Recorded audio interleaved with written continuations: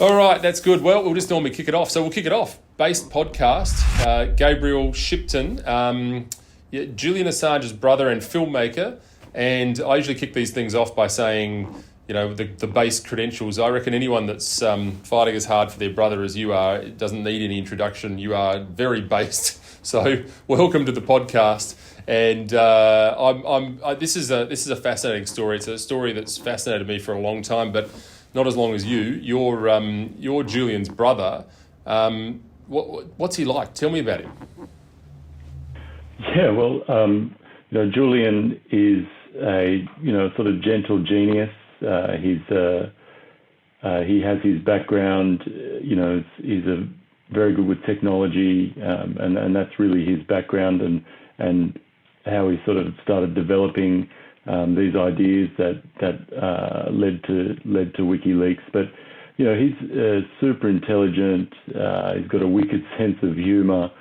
On a personal level, he's a very, very good father. Growing up, he was someone I always looked. He's 10 years older than me, and growing up, he was someone I always looked up to.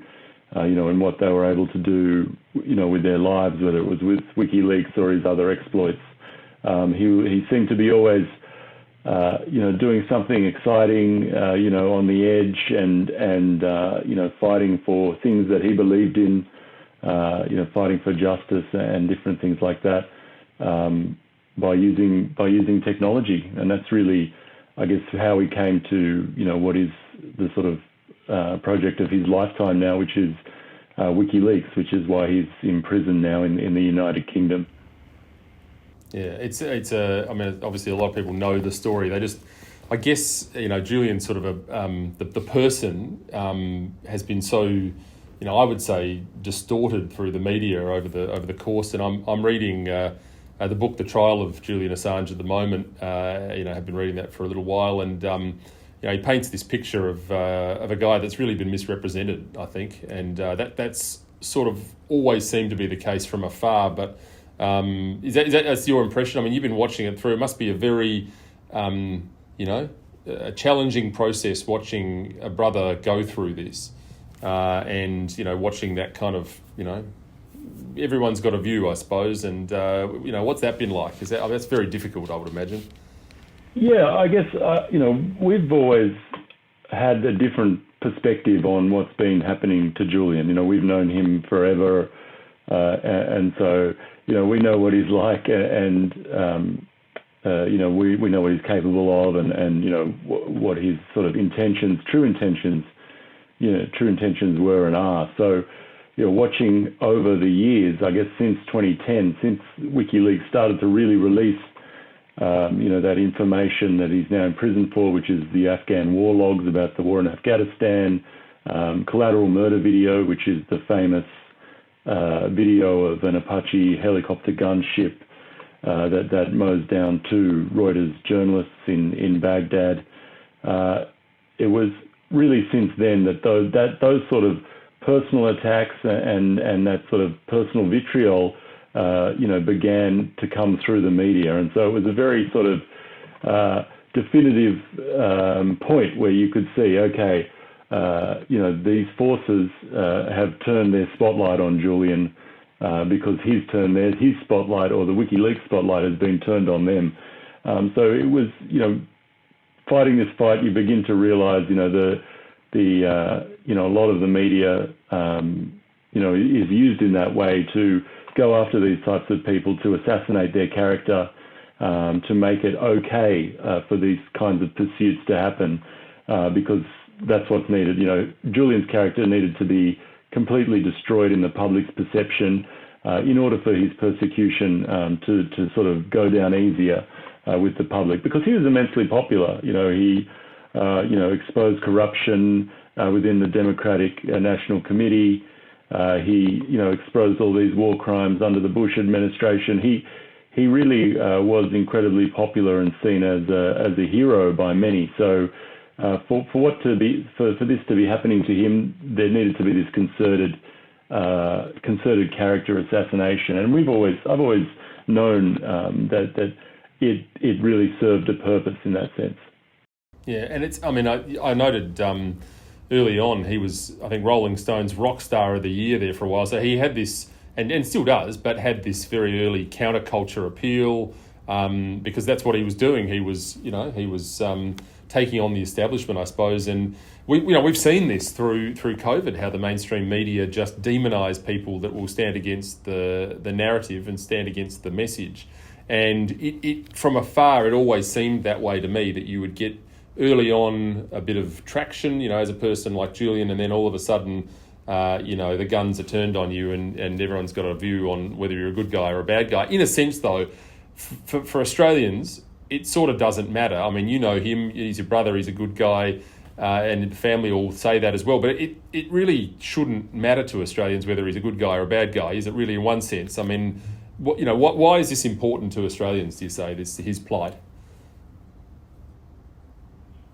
Julian's an Australian citizen, so I think it's important for Australia. He's one of us. He's an Australian father, an Australian husband. He's an Australian brother. He has that connection to his home here, and I think Australians, we fight for the underdog, right? Like that's a real Australian cultural thing, and Julian is certainly the underdog in this fight. He's just one guy, right? Like one guy who started this little website that changed the world, and he has this massive behemoth, the U.S. justice system, the national security state, who've pursued him for 10 years and kept him in prison for the last 4 years, in arbitrary detention one way or another in the UK for the last 13 years. And I think, Australians see that, and they see this underdog fight, and really I think they've had a gutful of the way that he's been treated.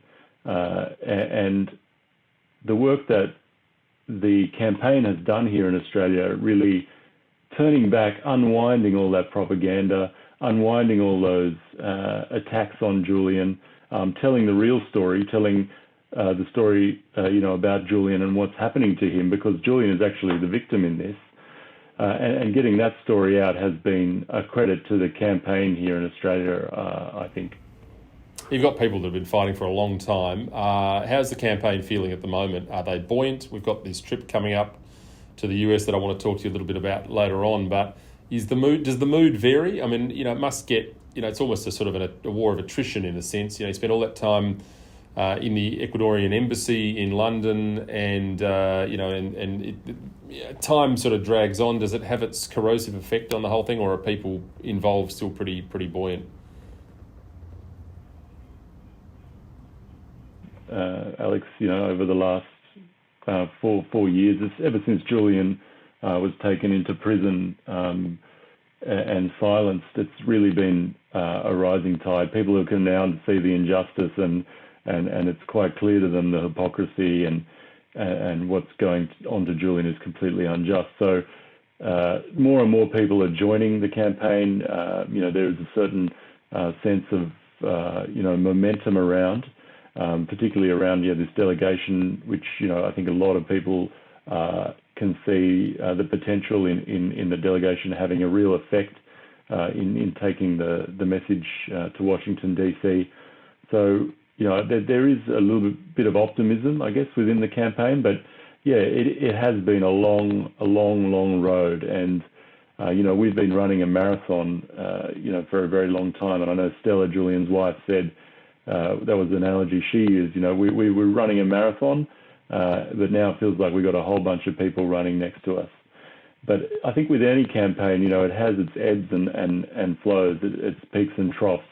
And really, I think we're at a peak now. But there are probably some troughs to come in the future. But we just have to keep going and work through those, and make the most of it. And hopefully one day Julian can be free. And the real fear is that he stays alive that long. That he can sort of survive on the inside and keep fighting alongside us. Because if we lose him, then it's all for nothing. Yeah, and I guess the sort of the chronology is important here as well. Just by way of snapshot, can you give us that chronology so people that are watching, really, I guess this starts in the early 2000s, but then he goes into the Ecuadorian Embassy, and then obviously into prison in the UK, and here we are today. But can you just step us through that, because I think that's instructive, just to talk about how long this has been going on, what the beginnings of all of this was. Because there was a time there where Julian was doing a lot of press, and as you say, he was the kind of the darling of the media set in a sense, and then it all just turned. Can you just sort of give people the chronology, the snapshot of how it all played out? Well, so WikiLeaks was started in 2006, and for a long time it didn't really make big news. It had quite an archive on there, but nothing really that was grabbing people or getting a lot of attention.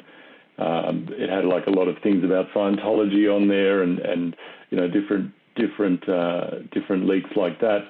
But it was really back, I think, around 2008, 2009 when it gained international attention for leaking a Kenyan paper on corruption in the Kenyan government, and that publishing of that paper led to a change in government in Kenya. And it was that sort of first moment when I remember following along Julian and talking to him, and it was those moments when people who he was working with at that time in Kenya ended up being killed, being murdered.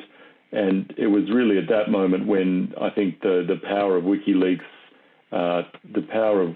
was really, started to bloom, and people in power became very afraid of it, and very, scared enough to murder people. And then, so following on from that, in 2010, WikiLeaks started to publish the Manning leaks. Chelsea Manning, or Bradley Manning as he was at the time, was a military intelligence analyst in Iraq, and he started to leak information to WikiLeaks. And at that time, WikiLeaks partnered with media organizations all around the world to publish this information. To begin publishing, they started off with the Afghanistan War Diaries, which was 74,000 war logs from the Afghanistan War. They then did the Iraq war logs, which were a similar set of documents from the Iraq War, and the famous video that I referred to, the collateral murder video. And so it was really then, around that 2010 period, that things started to get really hot for Julian. There was all that press attention that you mentioned. He was sort of, almost a hero or a curiosity to a lot of people as well, because he was a new player on the scene. He's not from the establishment. He's not from the traditional media elite. He's a technologist. He came up with this piece of technology and really, revolutionized the way that these leaks were being handled and processed, and sort of collaborating with these media organizations. So it was after those leaks came out that things started the heat really got turned up on Julian. And it was around that time that these Swedish allegations, emerged, and this arrest warrant, this international arrest warrant that emanated from Sweden around these Swedish rape allegations. And that's when he first got trapped in the United Kingdom. He began fighting this extradition to Sweden, where there's this. It was actually the longest running investigation, preliminary investigation in Swedish history. Julian was never charged in Sweden. There's these intricacies with the European arrest warrant system that were exploited in order to issue this extradition request, an Interpol red notice for Julian, even though he was never charged. And so he began fighting that extradition in the United Kingdom. He spent a couple of years under house arrest there, some time in prison, fighting that extradition request. And when it came to a point where that extradition request, or that extradition was going to go through, Julian took refuge in the Ecuadorian Embassy. And he took refuge there because he was concerned that it wasn't about these Swedish allegations at all, but it was about the United States wanting to extradite him to punish him for publishing, their secrets and embarrassing them on the world stage.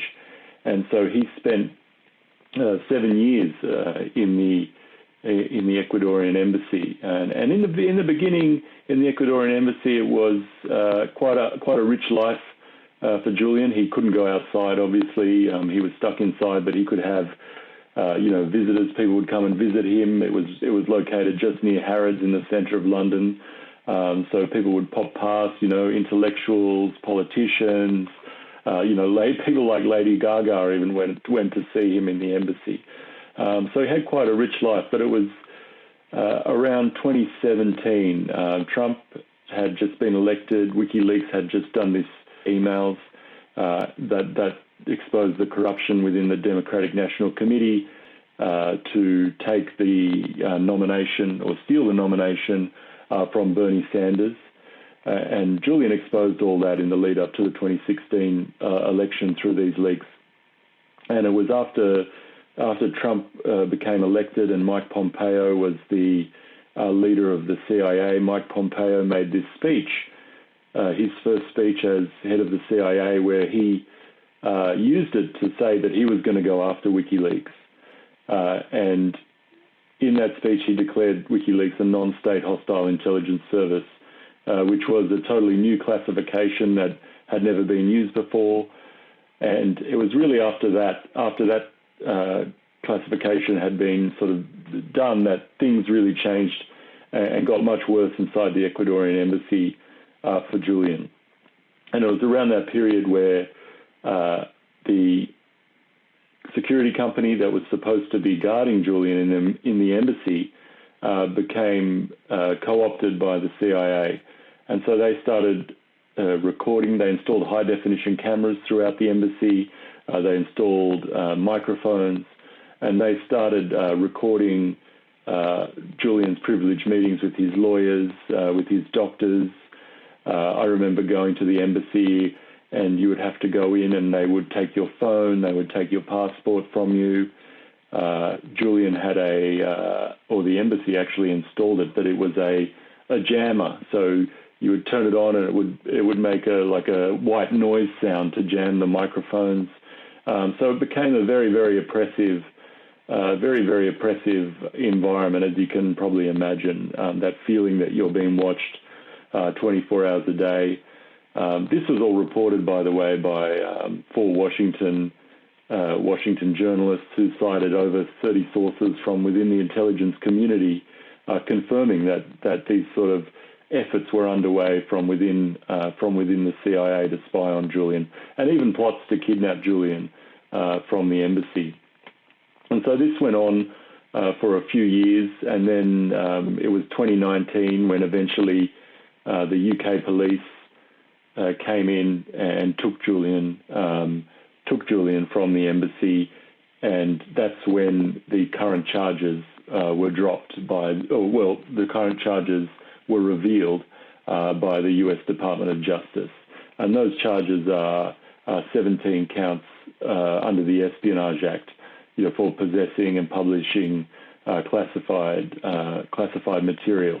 And so, the reason that Julian went into the embassy all those years ago to say that he was suspicious that the US wanted him, and those suspicions were confirmed 7 years later after he was taken from the embassy, and this broad, sweeping new use of the Espionage Act to go after a publisher was revealed. And since then, he has been fighting this extradition in the UK courts. And that's been the last 4 years of his life. He's been in a maximum security prison where he is to this day. It's called Belmarsh. It's just outside of London. It's the harshest prison. It's known as Britain's Guantanamo. It's one of the harshest prisons in the United Kingdom. He spends most of the time in his cell. He does have visits with his family, and he's able to speak to his family on the phone. But yeah, he's been fighting extradition there for the last 4 years. He actually won at the magistrate's level. The magistrate found that he couldn't be extradited to the US. She found that if he was to be extradited, he would find a way to commit suicide based on the expert testimony at that hearing. But since then, that has been overturned by the High Court. He had his appeal to the Supreme Court rejected, and now he has one final appeal to the High Court again. And that's where we're up to today. He's submitted a 20-page appeal to the High Court. The court, he's waiting to hear back from the court, and he'll have a 30-minute hearing before two judges. And if those two judges reject that application, he'll be on a plane to the US within 24 hours, and he'll be tried in the espionage court in the Eastern District of Virginia there. And it's where they trial the espionage cases because it has a 99.9% conviction rate. And so that's the sort of justice that Julian has to look forward to if he's extradited to the United States. And just so people understand, if he is, there's a chance he ends up in a supermax prison in the United States as well, which are, people don't understand. Even, Australian prisons by any standard are like a holiday camp by compared to these sorts of prisons. What do we know about those? They're pretty tough, aren't they? Yeah, incredibly tough. You're in your cell all the time. They devise them to be, a hell on earth. One of the prison wardens described the Florence, Colorado supermax as a living hell. So that's how they're designed. They're designed so you never see the sky. You have very little communication, very little knowledge of what's going on in the outside world. People are driven to madness there. Essentially, they're driven insane. A lot of prisoners are medicated. 24 hours a day. They end up essentially vegetables in their cell because they've gone mad and they become medicated to stop them from committing suicide. So that's really what Julian would have to look forward to there. There are other prison regimes in the US, such as Communications Management Unit, and that's other whistleblowers are being kept under Communications Management Unit now, which is similar to the Supermax isolation, but being able to put in place in normal prison circumstances where they really clamp down on your communication and connection to the outside world. And you said before that Aussies, and I get this impression too, that Aussies just think enough's enough. We've got to bring Julian home. Is there any? Have you done any polling? Is there any numbers behind that? What do you know about what Australians think about Julian's plight? Yeah, so we have done quite a bit of polling actually, and there was the most recent poll was 79% of Australians agree with the statement that President Biden should actually drop the charges against Julian. So I think this prosecution is sort of seen for what it is, a total overreach of the Department of Justice, going after a publisher, going after a journalist for publishing information, publishing truthful information that's in the public interest. And I think one of the counterpoints and one of the things that the US says is, well, Julian put people in harm's way, and now that point, we know is completely false, because during the trial of Chelsea Manning or Bradley Manning, the government in the United States, the prosecutors there, they spent actually $10 million trying to find somebody who'd come to harm from these leaks, and they couldn't find anybody. It was General Gates, who was a former military, former general in the United States Army. he was the one who was heading up the investigation, and he could not find anybody who came to harm from the publication or from those leaks. So there's all these sort of falsehoods that exist around Julian's case, but it's this. What I think people miss a lot as well is it's the extraterritorial application of US law. So Julian was never. He didn't publish from the United States. He published from other countries. He partnered with all these organizations as well that published in their local jurisdictions. But he didn't really set foot in the United States, and he wasn't present there. So this sort of this is the United States using their laws to say, I can reach into any country I want. UK has no sovereignty. That our laws, our US laws, actually apply to all UK citizens, even if they never have stepped a foot inside the US. That we can reach in there, and if you do something we don't like, we can reach in there and launch this extradition proceeding against you. So I think that is an incredibly dangerous precedent for any nation. Here in Australia, would we expect US laws to apply to us? Like if we're walking outside our house or down the street, or thinking about that in our daily lives? I don't think so at all. So that concept, I think, is very important to get through. That this sort of world law that's been applied by the US Department of Justice to go after Julian could be used against any publisher, any journalist, anywhere in the world.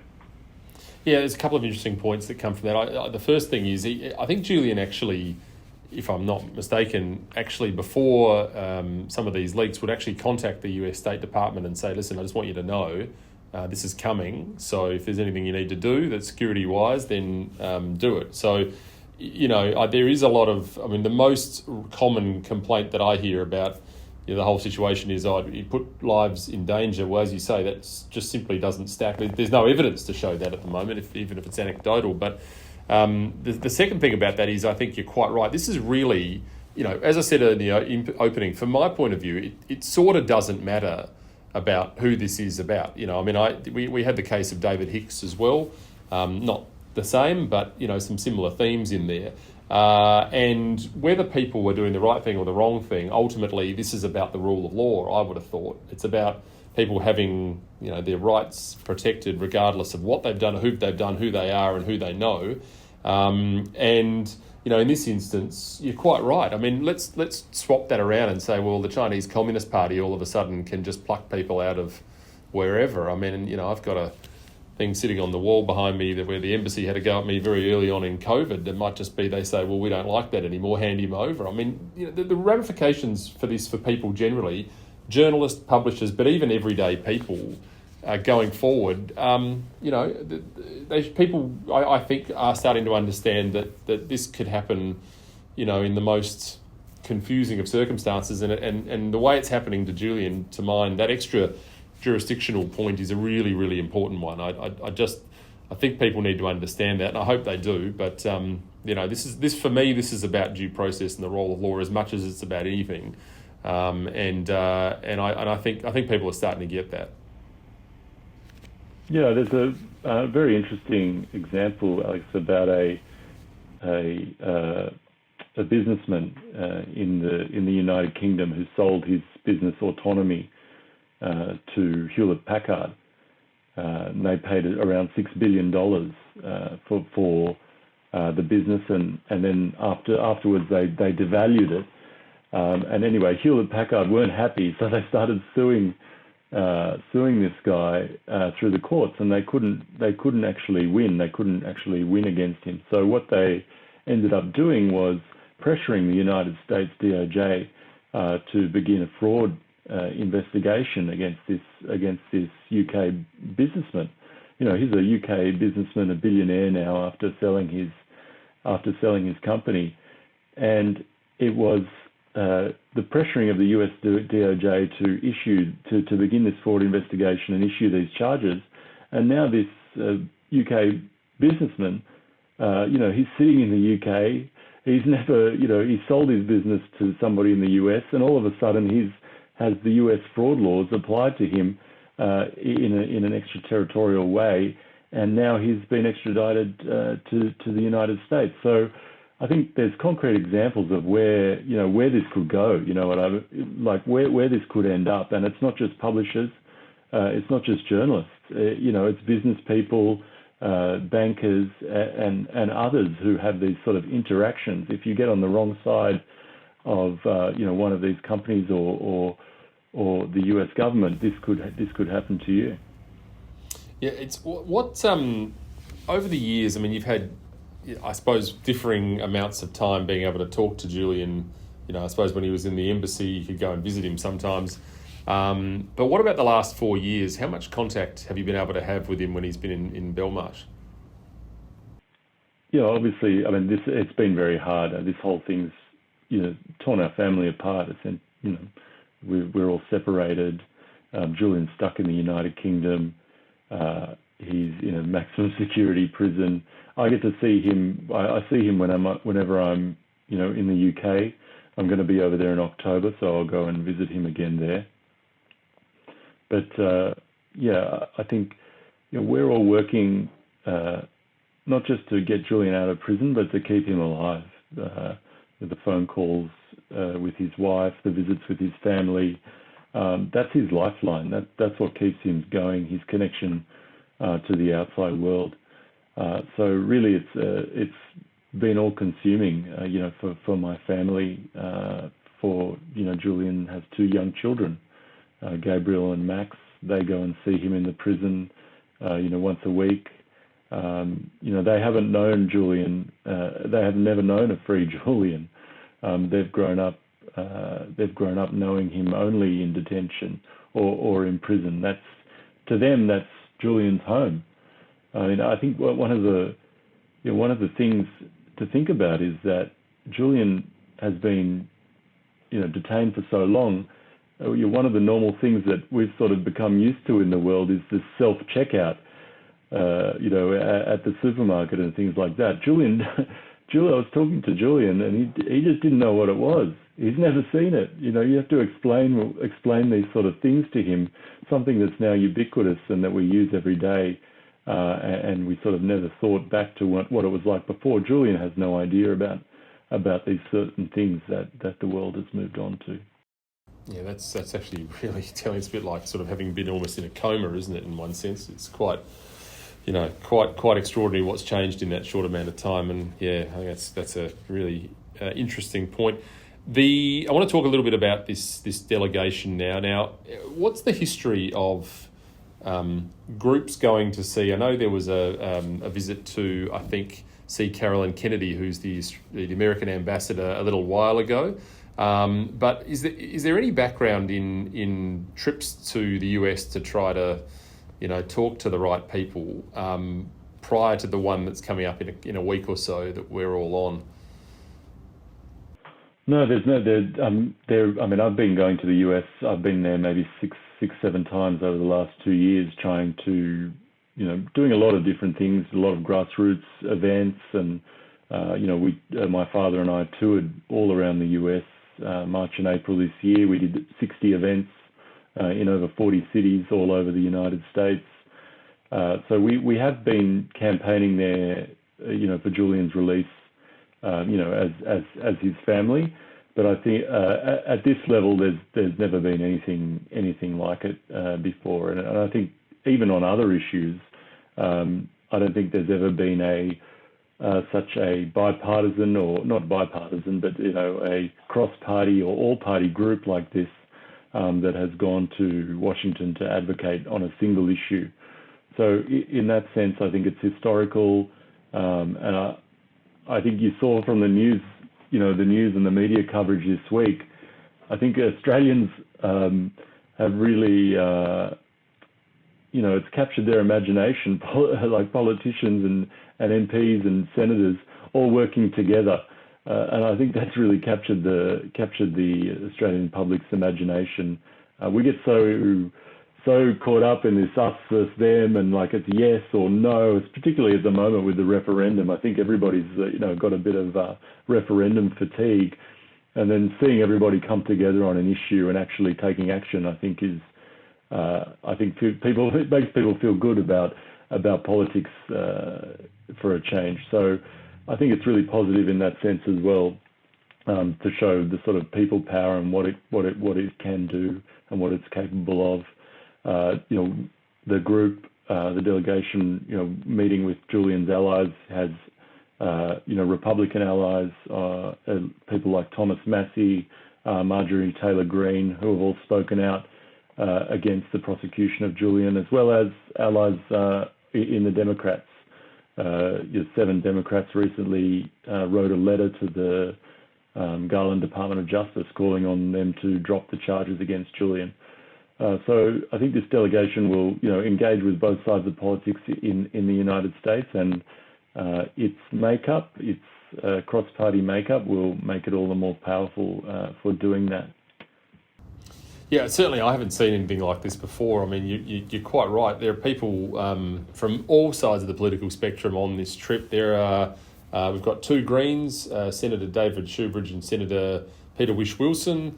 We've got independent member for Kooyong Monique Ryan MP, myself, Barnaby Joyce, and Tony Zapier MP, who's another South Australian MP. And I think that's all of the members, I think. But that's everyone. Like that's one of every. That's Noah's Ark. That's one of every make and model. And the interesting thing is there'd be lots of things that some of us in that group would agree on, but not much, and on a political level. But this issue, like very few, has sort of transcended politics. I think I know people who would be naturally conservative leaning that have very strong feelings both ways about Julian, I think, and then I know people, who would be more left leaning that are the same.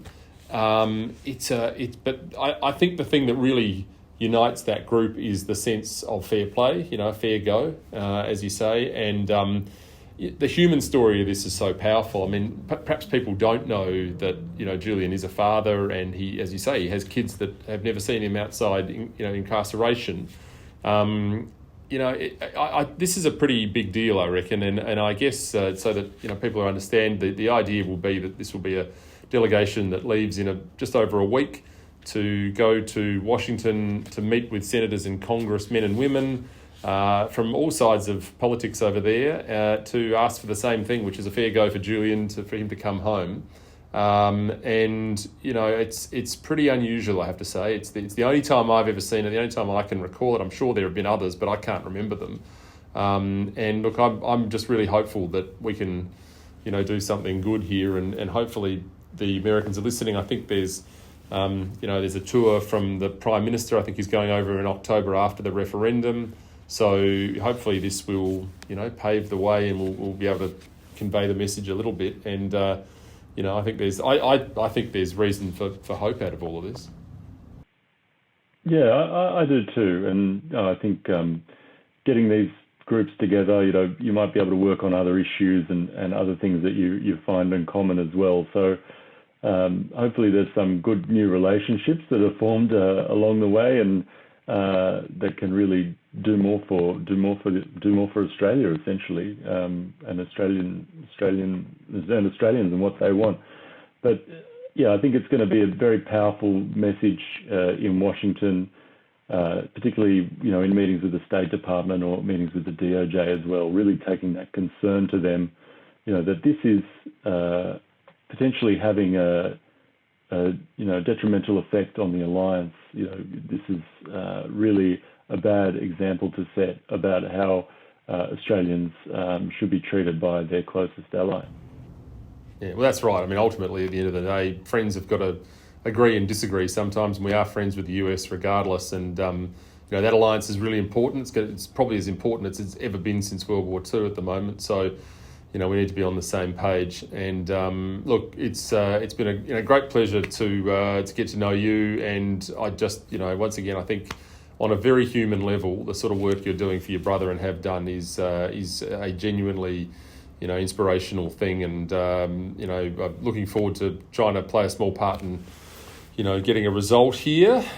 So thank you so much for taking the time to share all of that with us. I hope it's of some use to people that listen to this podcast and watch, because we'll be working hard just on terms of how people can stay up to date with the tour over the next week or so and the progress of the delegation. You have a Twitter handle as well. What's the best way people can sort of watch? Yeah, so you can follow me on Twitter, and I'll be posting things and retweeting all the different bits and pieces that we generate over there. Gabriel Shipton is my Twitter handle, or Twitter or X these days. You can go to action.assangecampaign.org.au. That's action.assangecampaign.org.au, and you can pop in your name and email address there. And you get our monthly newsletter that comes around every month with all the news that's happening, all the actions, and different things that are going on in Julian's case. And we'll be putting out plenty of stuff through that to email as well. So those are two ways to stay up to date on the delegation. Yeah, and follow on the news. I imagine there'll be a lot of interest on the news and different media channels as well. Yeah, it's great stuff. Gabe, thanks so much for your interest. Thanks for your work, and look forward to catching up very, very soon. Cool. Thanks for having a chat, Alex. No worries. Thanks again.